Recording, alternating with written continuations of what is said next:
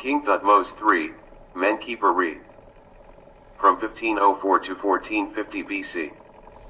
He came to power following the death of Hatshepsut, or after her expulsion from the throne and the execution of her and all of her supporters. The remains of Thutmose III's rule bore witness to his furious rage, as his supporters defaced her sculptures, scribbled over her names, and warped her images. Since taking the throne following the passing of his father, King Thutmose II, Thutmose III has been regarded as the start of his reign. Instead, we know that other king lists, like the Abydos list and the Karnak list, purposefully left out Hatshepsut's reign because they believed she was usurping the monarchy and not adhering to old Egyptian customs. With the start of the Hurrian migrations in the 18th century BC, the situation in Asia Minor started to shift, and Thutmose III became interested in the country's foreign policy, something Hatshepsut had neglected for 20 years. They are individuals from Central Asia, whose race is still unknown. There are those who think they are part of the Aryan race, and others who think they are Indo-European. Following their migration, some of these people established city-states in Syria and the Fertile Crescent, while others established the state of the Mitanni or the Mitannians on the frontiers of Iraq. Additionally, some of their tribes relocated to Anatolia, where they established the state of the Hittites, which was close to the state of the Mitanni. Assyria lies to the south, while the kingdom of Babylon was established near the Persian Gulf in the southern region. It took 3 centuries for all of this to culminate in the 15th century BC. Control over the entry points for migration, whether from northern Syria or the frontiers of Iraq, was the threat posed by the Mitanni kingdom in the northeast of the Levant, close to the Kheper and Euphrates rivers. Under the direction of the prince of the city of Kadesh on the Oront River, the princes of the Mitanni state were able to form an alliance with the princes of Palestine and Syria. Thutmose III saw that Egyptian authority had diminished, and he was forced, upon learning of this, to begin a military campaign aimed at consolidating the foundations of his reign in Asia Minor.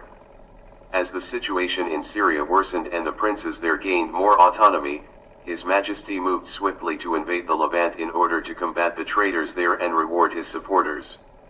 Therefore, he went ahead at the head of his army from Kantara and marched 241 kilometers in 10 days to reach Gaza, where he ushered in the 23rd year of his reign. He traveled another 129 kilometers in 11 days between Gaza and one of the cities at the foot of Mount Carmel.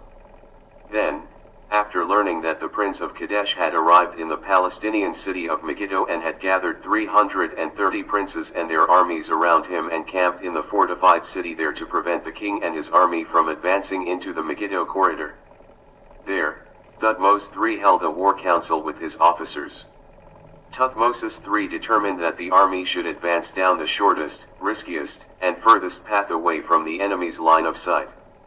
There were 3 routes to Megiddo, however. 2 of them circumnavigated the base of Mount Carmel, while the 3rd road was a tiny one that led straight to the city.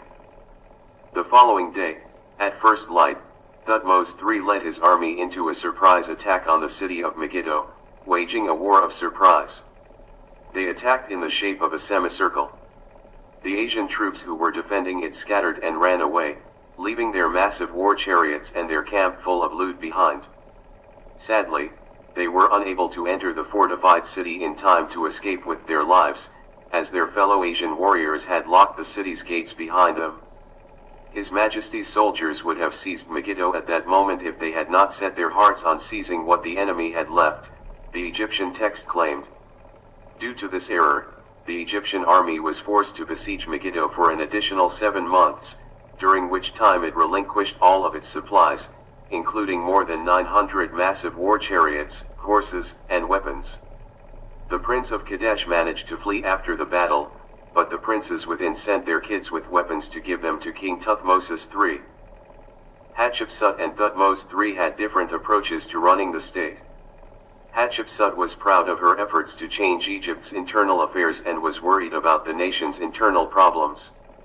Regarding Thutmose III, he was an unstoppable warrior and unmatched leader.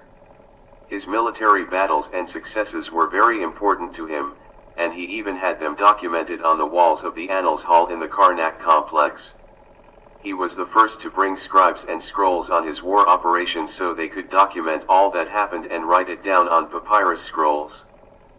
There were 16 military campaigns conducted by Thutmose III, the most well-known of which being the first one he launched against the city of Megiddo in the 22nd year of his reign. During his sixth war, which he launched in the 31st year of his rule, he succeeded in destroying and taking control of Kadesh. He overthrew that wicked enemy in Naharan during his 8th campaign, which took place in the 33rd year of his reign.